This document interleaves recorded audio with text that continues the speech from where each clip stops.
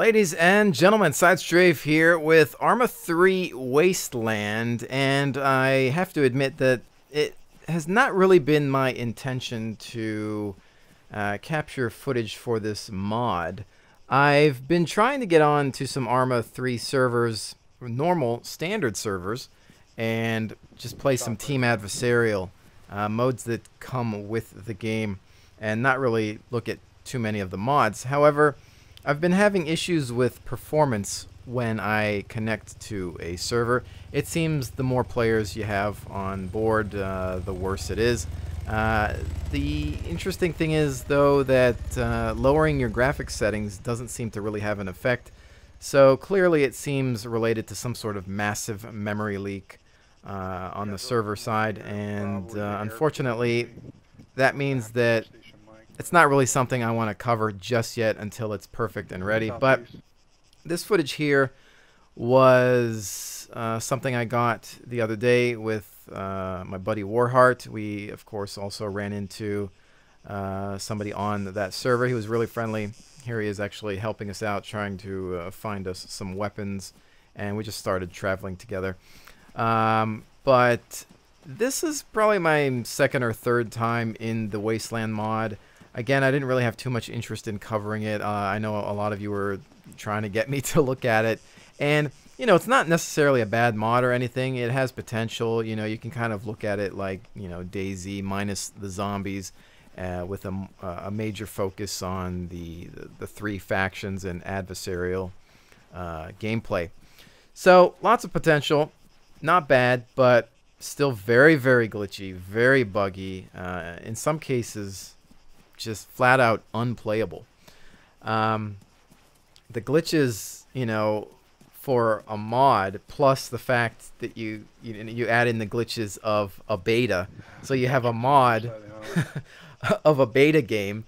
I mean, it's just asking for trouble, and I don't think we've really ever had this type of situation where somebody's been able to mod a beta or an alpha. So it's kind of interesting.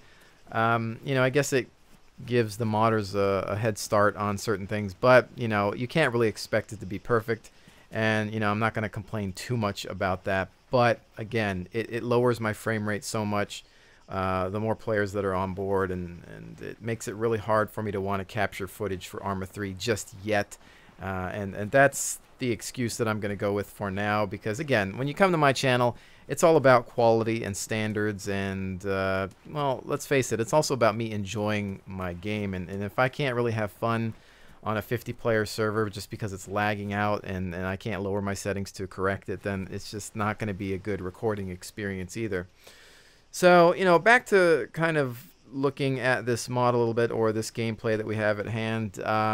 You'll be able to hear him a little bit, but you won't see me, or excuse me, you won't hear me or my friend talking. We were actually on Ventrilo at the time, and while you will see my microphone indicator, my capture card was not set up to record my outgoing voice through Ventrilo, so you're only going to hear the incoming from the individual that we met this day. Still just trying to get the hang of the game, playing around with the map. We didn't even really have the group settings figured out yet. I think we figured that out a little later, and just you know, in general, trying to pick up some equipment here and do some scouting, and get used to how all the mission objectives and whatnot work. The other issue I think I have with the Wasteland mod is it seems that there are multiple versions of it, and it's kind of like, can we please get on the same page? Why is there like 3 or 4 different Wasteland versions? Why does everybody have to have their own? It's like, oh, okay, here's this mod. Well, I'm going to make a better version of this mod. So it's a mod of a mod of a mod, and it just gets a little confusing. And let's say you have a favorite server that you play on, you got your character on that server, and then you go to it and it's full. And then, okay, well, I guess I got to make another character somewhere else. Since it seemed like the Wasteland servers, a lot of them weren't using a hive system, so your information would be lost and you'd have to start over. And then you would just jump on a different server and it'd be running a different version of Wasteland. As you can see here, I only have the health and money icons in the lower right hand corner. There's not anything for water or food. But if I would go on a different server, there would be one for water and food. And then on different servers, sometimes the water and food system doesn't even actually work, but you still have the icons. So I found that each server had different rules. The maps would work differently. I don't know. It just got really confusing. It's definitely not newbie friendly. Lots of work needs to be done. A lot of the user interface, it looks like they imported from ArmA 2. And they're not taking full advantage of the ArmA 3 inventory system or user interface. You know, certain things work, like dragging and dropping weapons and ammunition over seem fine, but when it comes to using med packs and things like that, you almost have to use their old menu. And then when you want to make a group, you got to use their little group management tool and whatnot. It's not horrible, but you know, again, certain servers were better than others. This one was okay for a while. It started out with about 8 players on it. By the end of the game, you know, our performance was dropping. And we're like, wow, what's going on? And we realized, we took a look at the lobby, and it was filled with 50 players. So once it started filling up, it was just horrible. And I'm talking about getting 50 to 60 or higher frames per second in the game with just a couple of friends around. And then dropping to 30 to 20 or 15 frames in some areas, to the point where it's just no way that I could ever succeed in combat. So, you know, I don't think that it's necessarily something that I'll come back to or focus on, at least not until it's just smoothened out and maybe some of those memory leaks are gone.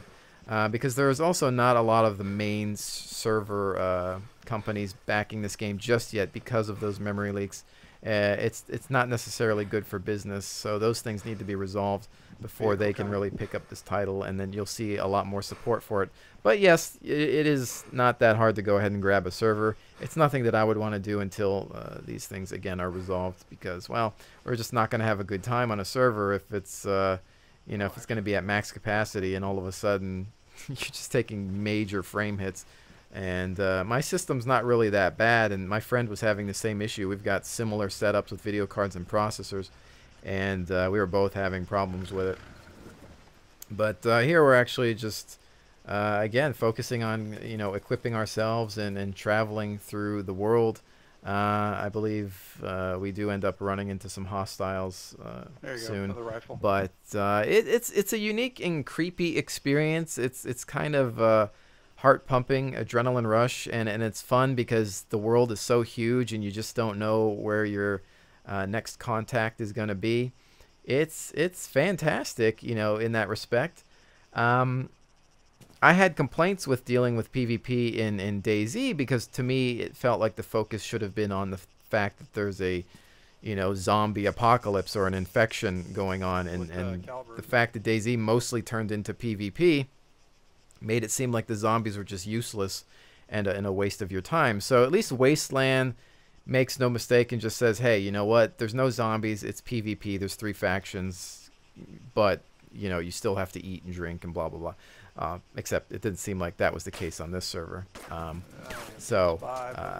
know, looking around here, we're obviously taking cover, grab some fire. There appeared to be a contact on the hill by the radio tower.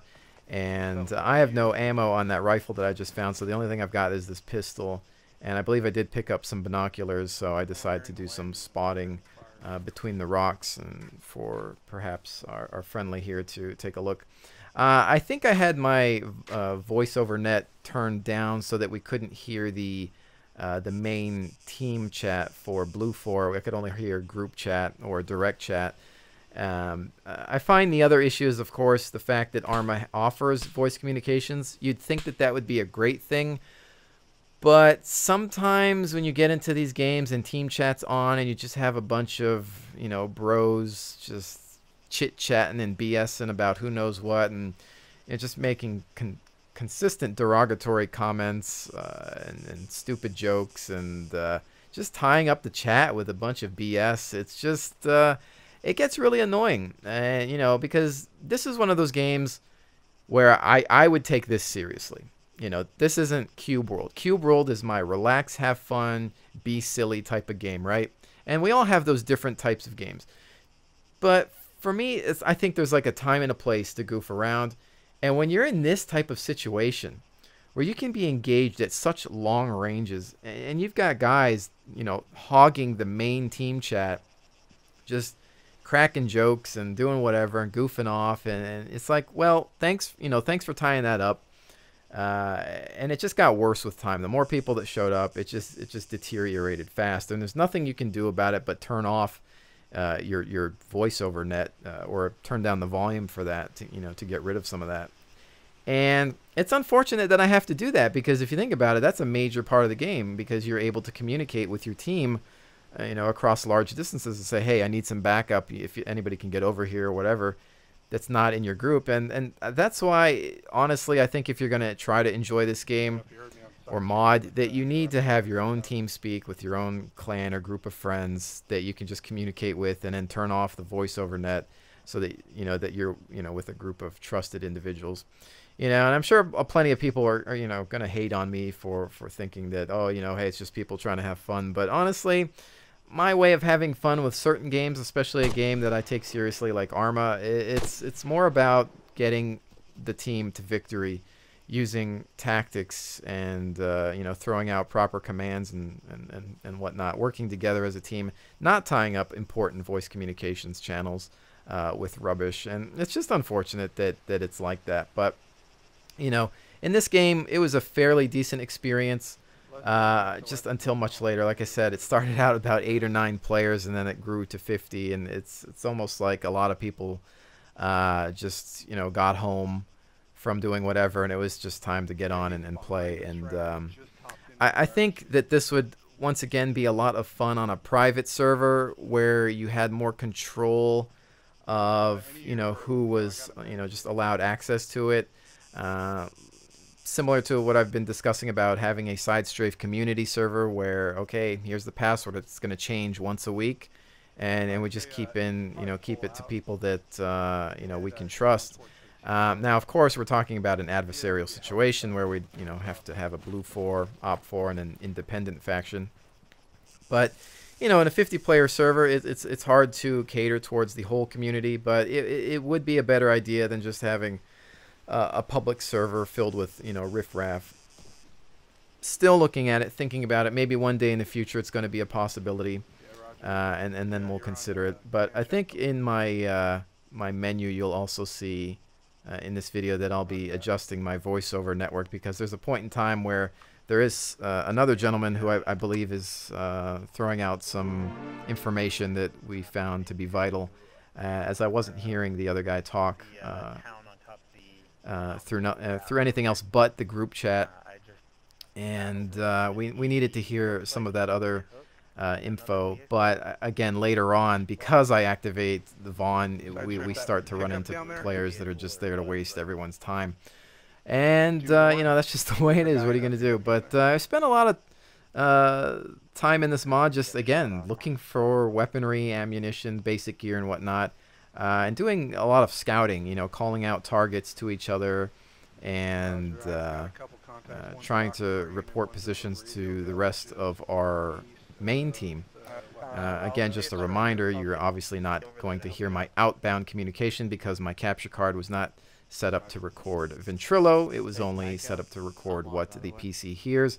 As when I do my normal recording, I'm usually just on my microphone connected to a laptop, as I add my audio separately so that I can adjust volume accordingly. Obviously, I'm doing this in post-commentary mode, so I'm just talking over footage that I had recorded that day. I thought that, hey, you know what? I thought, you know, the footage was fairly interesting and you guys might get a kick out of it.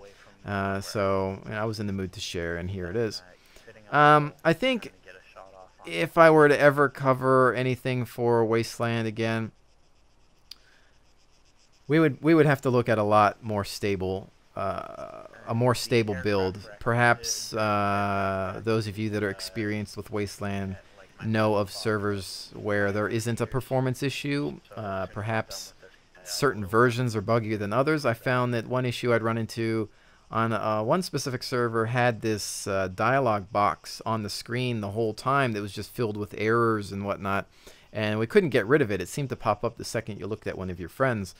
And I don't know if it was like a group issue or what, Yeah, but Roger, I see it that. was pretty annoying to have a big black box on your screen the whole time, and definitely wasn't something that or isn't something that I'd want to deal with on a regular basis. So, if anybody has any hints or tips or knows which version of Wasteland is the best, of course I think the versions where you do have to eat and drink would be the way to go. I think as much realism as possible is key, because I think needing to eat and drink in this type of game puts pressure on you and stress in a way, because it makes you think I need to survive as well. It's not just about killing people. It's not just a giant, death match. It is survival as well, and I think that's important.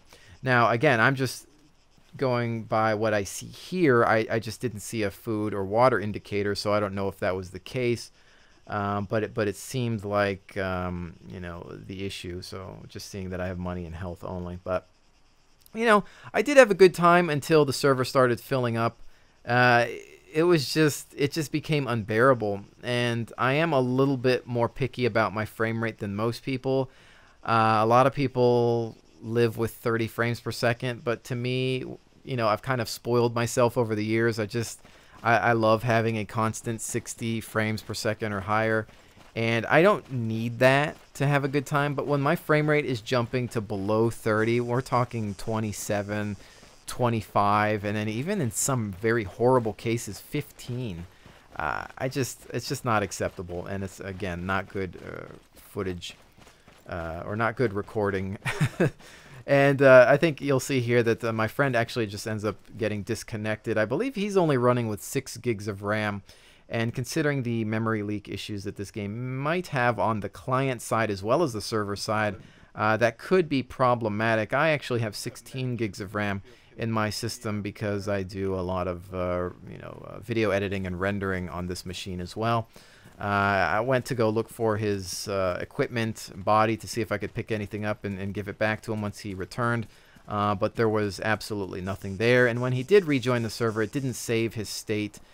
He was blank once again. So I don't know how the save system works within this title, but it didn't seem all that great here. And I am actually happy to see that there is a nice group system, though, so that you can more easily find your friends. It's not an exact spawn-on squad leader type system, but it does work. It puts you in the general vicinity of your friendly, as long as you choose to spawn on them. And I find that convenient. DayZ could have definitely used something like that. I don't know if somebody's modded that into a version of DayZ at this point in time, but that was one thing that was always needed, because there's nothing worth trying to figure out, like, okay, where did you spawn? Oh, I'm on the southwest coast, whatever, and you spend an hour trying to find each other. I remember me and or Elbrook and I, we would get together to make videos for the channel, and we would just spend 30 minutes to an hour trying to locate each other, and that's not fun at all. So, I'd almost be curious to hear if anybody has added that. I know there's tons of new versions of DayZ. Overwatch seems to be the new popular one, but I might take a look at that with Elbrook. Who knows? We'll see. Maybe it'll be some sort of live streaming material.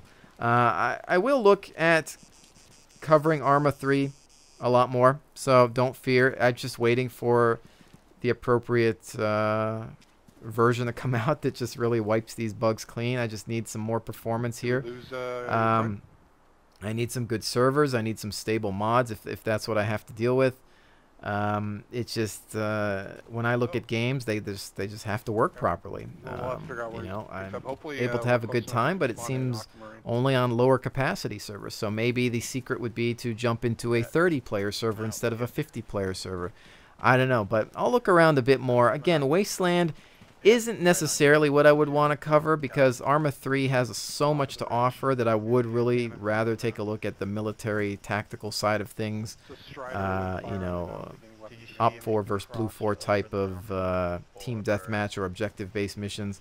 It's just that the ones I've seen so far are not that impressive. Very, very super glitchy, and the servers just aren't able to keep up. But, beta is beta. What can you do? I think the game has a long ways to go. It's gorgeous. There's tons of potential. this could be... I mean, this is the definition of PC gaming, ladies and gentlemen. What this game offers is what the future of PC gaming is supposed to be. Advancing technology, advancing gameplay, not going back in time. So you really have to hand it to Bohemia for creating such a beast. It's just, it's going to take a lot more time, and I really hope that they hang on and just, you know, if they got to delay it more, then do it. I want to see a fantastic title. Because let's face it, we've already paid for it. It's out. You can play it now. I don't mind them taking their time with it and saying, hey, it's not retail yet. It's not ready. So, you know, the fact that we're out here testing their game and giving them some money to continue to support their independent status, that's fine by me. And the fact that they support the mod community, that's even better. Because when you have modders, one day they turn into game developers. Somebody hires them, they do their own thing, whatever. It's just a great thing for the gaming community in general. And, you know, Wasteland has a lot of potential, as does any really, like, in-depth mod like this. Of course, talking about DayZ, we can see what that's becoming as well. But with that said, ladies and gentlemen, hopefully you've enjoyed this brief look at ArmA 3 Wasteland and my discussion related to it. Please keep in mind that this is not the start of a new series for Wasteland on the channel. This is just me sharing a one-time experience. That's not to say that I won't make more videos for this, but currently in its state with poor performing servers, I just don't think it's something I want to cover in great detail. I will continue to look around and see if the problem is more on my end, but with me and my friend, actually 2 other friends, having the same issue, I don't think that it's something that we can resolve. But with that said, ladies and gentlemen, thank you so much for joining me. I will definitely see you on the next one.